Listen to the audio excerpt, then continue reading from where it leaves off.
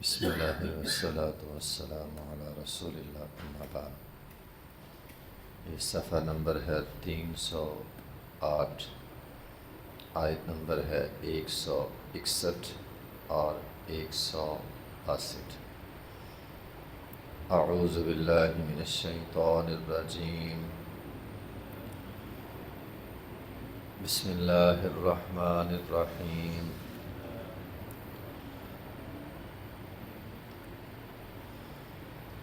وَإِذْ قِيلَ لَهُمُ اسْكُنُوا هَٰذِهِ الْقَرْيَةَ وَكُلُوا مِنْهَا حَيْثُ شِئْتُمْ وَقُولُوا حِطَّةٌ وَادْخُلُوا الْبَابَ سُجَّدًا نَغْفِرْ لَكُمْ خطیئاتکم سنزید المحسنین۔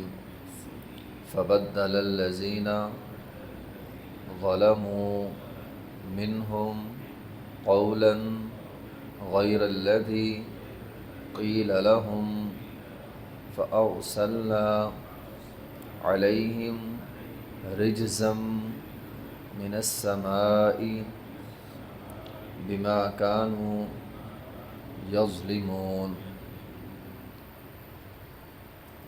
اور وَإِذْ قِيلَ، اور جب کہا گیا، لہم ان بنی اسرائیل کے لیے، اسکنوا هذه القریہ، تم اس بستی کے اندر رہو، وَكُلُوا مِنْهَا حَيْثُ شِئْتُمْ، جہاں سے چاہو کھا سکتے ہو، وَقُولُوا، اور تم کہو، حِطَّةٌ، اے اللہ ہمیں بخش دے، وَادْخُلُوا الْبَابَ سُجَّدًا، اور جب تم فاتح انداز میں داخل ہو شہر میں تو سجداً حالت سجدے میں داخل ہونا ہے، نغفر لکم، تاکہ ہم تمہیں معاف کر دیں، خطیئاتکم، تمہارے گناہ، سنزید المحسنین، ان قریب اللہ تعالیٰ نیکی کرنے والوں کو زیادہ دیتا ہے۔ فبدل الذین ظلموا، تو بدل دیا ان لوگوں نے جنہوں نے ظلم کیا، منہم، ان میں سے، قولا، اس بات کو، غیر الذی قیل لہم، جو نے کہی گئی تھی، جو بات کہی گئی تھی اس کے علاوہ اس کو بدل کر اور بات کہہ دی، تو فارسلنا، بھیجا ہم نے، علیہم، ان پر، رجزاً، عذاب، من السماء، آسمان سے، بما کانوا یظلمون، ان کے ظلم کی وجہ سے۔ تو بات یہ ہے کہ بنی اسرائیل کے حوالے سے بات چل رہی تھی۔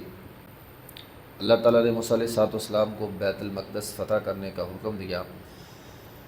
بنی اسرائیل نے کہا، اے موسیٰ ہم نہیں لڑیں گے، وہاں طاقتور قوم ہے، تو جا، تیرا رب جائے، جا کر لڑو۔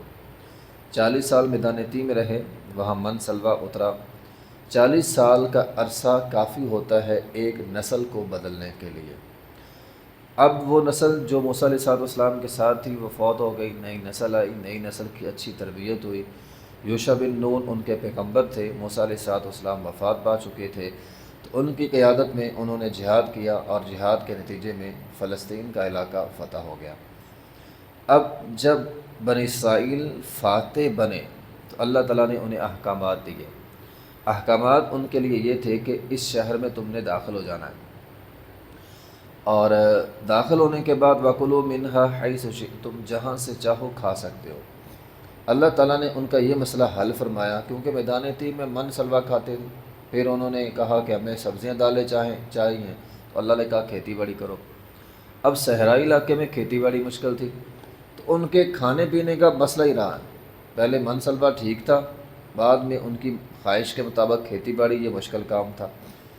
تو اب اللہ تعالیٰ نے حکم دیا کہ 40 سال کا عرصہ گزر گیا، اب اس شہر میں جاؤ، جہاں سے مرضی کھا لو، اس شہر کا اناج، اس شہر کی فصلیں وہ تمہارے لیے ہیں۔ ساتھ ہی اللہ تعالیٰ نے ایک حکم دیا کہ وَكُلُوا حِطَّةٌ، اللہ تعالیٰ سے بخشش مانگتے ہوئے جاؤ، یعنی 2 کام کرنے، ایک بخشش مانگنی ہے، وَادْخُلُوا الْبَابَ سُجَّدًا، اور جب تم نے جو ہے وہ شہر کے دروازے سے داخل ہونا ہے نا، تو سجدہ کرتے ہوئے داخل ہونا ہے۔ یہ 2 حکم تھے ان کے لیے، سجدہ کرنا اور مغفرت کی دعا کرنا۔ دیکھیں نبی علیہ السلام جب فاتح بن کر گئے تھے تو احادیث کے اندر ملتا ہے کہ آپ اپنے خود بھی اور اپنی سواری کو جھکا کر مکہ کے اندر داخل ہوئے، اور جاتے ہی نبی علیہ الصلوۃ والسلام نے 8 رکعت، ایک سجدہ نہیں 8 رکعت پڑھی تھی۔ اب ایک رکعت میں 2 سجدے ہوتے ہیں، یعنی آپ علیہ الصلوۃ والسلام نے گویا کہ 16 سجدے جو ہیں وہ کیے تھے۔ یہ اصل ہوتا ہے کہ جب انسان کو آزادی ملے تو کیا کرنا ہے۔ ہمارے ملک میں عجیب یہ تماشا لگ جاتا ہے 14 اگست کو، جبکہ قرآن کا حکم یہ ہے کہ جب اللہ تعالیٰ تمہیں آزادی دے، تمہیں فاتح بنائے، تم نے کیا کرنا ہے، اس دن اللہ کا شکر ادا کرنا ہے اور اللہ تعالیٰ سے معافی مانگنی، 2 کام کرنے ہیں، اور شکرانے کے طور پر سجدہ کرنا، یعنی آپ نفل پڑھے، اللہ کی حمد کرے اور اللہ تعالیٰ سے معافی مانگے۔ یہ کام کل کرنے کے تھے، لیکن ہمارے ہاں عجیبی تماشا ہوتا ہے۔ نبی علیہ الصلوۃ والسلام سے یہ بات ثابت ہے کہ جب جب آپ کو کوئی خوشخبری سنائی گئی، آپ نے فوراً سجدہ شکر ادا کیا، آپ سجدے میں چلے جاتے تھے، اللہ تیرا شکر ہے، اللہ تیرا شکر ہے۔ اب ہوا کیا کہ اللہ نے انہیں حکم دیا تھا کہ تم نے سجدہ کرتے ہوئے داخل ہونا ہے، تاکہ ہم معافی مانگنی ہے، تاکہ ہم تمہارے گناہ معاف کر دیں۔ تو انہوں نے کیا کیا، فبدل الذین ظلموا منہم قولا غیر الذی قیل لہم، جو جملہ اللہ نے بولا تھا اس کو بدل دیا۔ اللہ نے کہا حطۃ کہو کہ اللہ ہمیں معاف کر دے، انہوں نے کہا حنطۃ، حنطۃ گندم کے دانے کو کہتے ہیں، یعنی اللہ نے کہا معافی مانگو، وہ روٹی مانگنے لگے، معافی نہیں، ہمیں روٹی چاہیے، ہمیں روٹی چاہیے۔ اب حالانکہ مسئلہ یہ ہے کہ اگر وہ لوگ معافی مانگتے، بخشش مانگتے، روٹی خود بخود مل جانی تھی۔ قرآن کہتا ہے جو استغفار کرتے ہیں، وہ سورہ نوح کے اندر ہے، تم استغفار طلب کرو، یمددکم باموال وبنین ویجعل لکم جنات ویجعل لکم انہارا، اللہ روٹی تمہیں خود بخود دے گا۔